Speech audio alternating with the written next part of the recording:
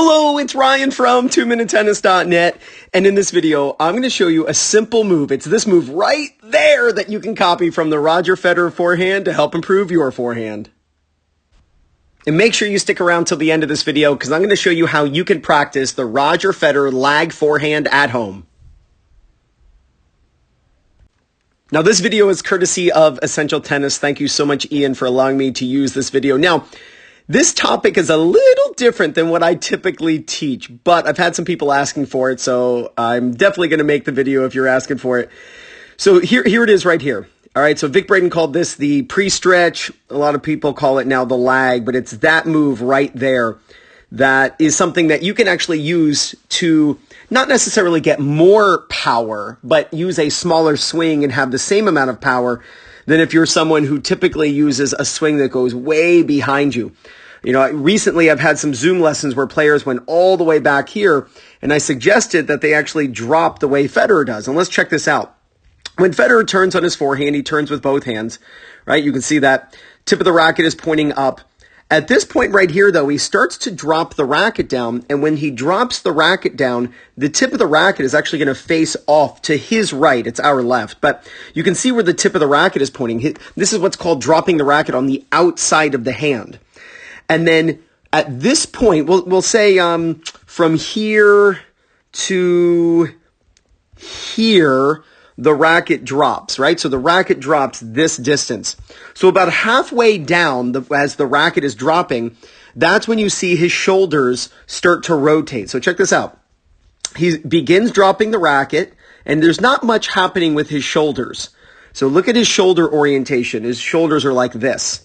Now, not much is happening at the beginning of the drop, but right about here, halfway down the drop of his racket, that's when you see his left arm start to move, right? His shoulders are going, his hips are moving, and that's going to start pulling Federer's hand forward. That's what makes the racket lag back. If we look at where the tip of his racket is now, and now here, you can see that the head of the racket has actually snapped back. Now, that is not a conscious wrist movement. That is not something that he's doing on purpose, but it's simply a byproduct of being very loose in the arm and in the hand and in the fingers. And as his body rotates, it pulls his hand forward, which lags, if you will, the racket back. That gives a nice little pre-stretch to the forearm. Racket head catches up to the hand and to the ball, and you get a tremendous amount of racket speed with a very small swing. Here's another great view. Turns high. Look at the racket fall right here. Racket's on the outside of his hand. Racket's over here. You know, I teach it in many videos here on YouTube, and I know it's taught all around the world, but it's this idea of pointing the butt cap at the ball. And you can see right here, butt cap of the racket basically is pointing at the ball, but he doesn't drop that way. He drops with the racket to the outside of his hand, and that's when his hips start to turn, his shoulders start to turn, and then what do you see? Now, with the hand coming forward, the weight of the racket just lags back a little bit, and you can see the racket close. This is just an absolutely perfect view of it. You always want your racket, I shouldn't say always, but you almost always want your racket closed on a topspin forehand. The higher the contact, sometimes you can get away with not having it super closed, but you want your racket face closed because that's what's going to get your racket to then face forward when you're striking the ball. It's an easy way to regulate where the strings point. Strings face closed prior to contact, they will face forward at contact. Absolutely love this view of it. But the racket falls on the outside of his hand. Butt cap comes forward because you can see his shoulders start to turn, hips are turning. And then look at this. Racket catches up, and then the follow through. This is so good. Turns high, racket on the outside. Boom. Oh, man, that's a tremendous pre-stretch right there. He's not even pointing the butt cap at the ball. He's pointing the butt cap to the outside of the ball. Then that pre-stretch, racket catches up to the hand. Tremendous amount of racket speed.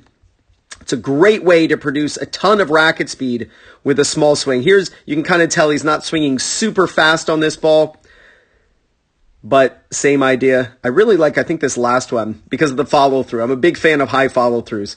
Here's the racket on the outside. Body rotates. You can see this is a higher contact than those other shots. So he's going to swing up a little more And look at this. He follows through up above his head, kind of like a Nadal finish. So let me show you this now in front of the Topspin Pro, in front of the camera, because I really want you to understand exactly how you can practice the pre-stretch, the lag forehand, just like Roger Federer, at home.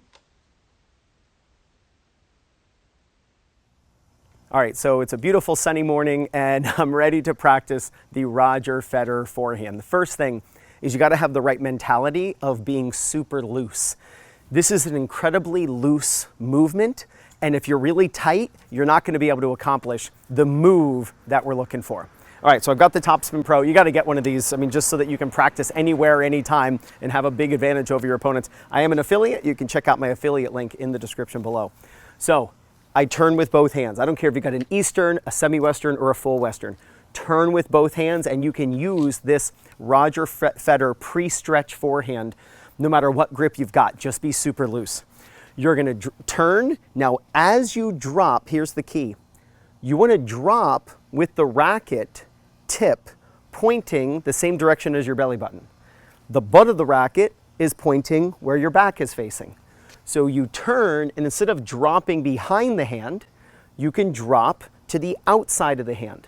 Then, as the racket's dropping, you got to be really loose. As the racket's dropping, and just letting the racket basically free fall at this point, you turn. And as it's dropping, as you turn your body, hips go, shoulders go, your non-hitting hand is going to move out of the way. It's going to rise up as you do this. What's going to happen is your hand is going to be pulled forward. When your hand pulls forward, only if you're loose though, when your hand pulls forward, the racket's going to lag behind. Then it catches back up with the racket, and you get a tremendous amount of racket speed with a small swing. Don't think of a pre-stretch forehand as allowing you to hit the ball, or a lag forehand allowing you to hit the ball much harder.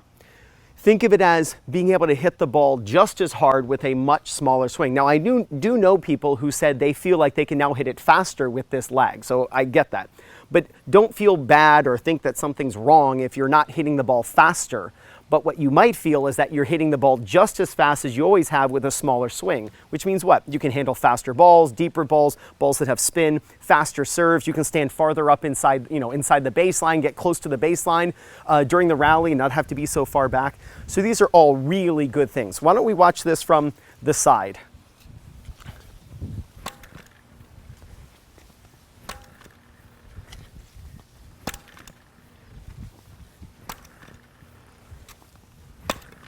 So in slow motion, it's, and I make that move.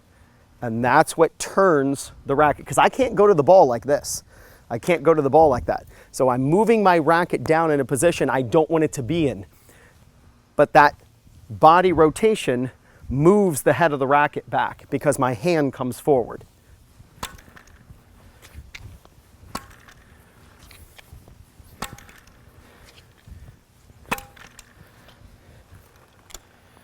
Just let you watch a bunch of these.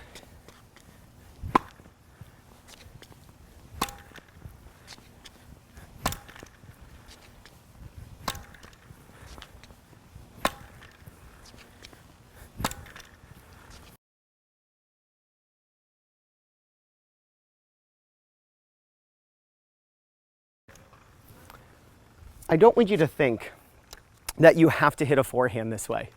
This is typically not the technique that I share on my channel. This is something that I would teach someone in person.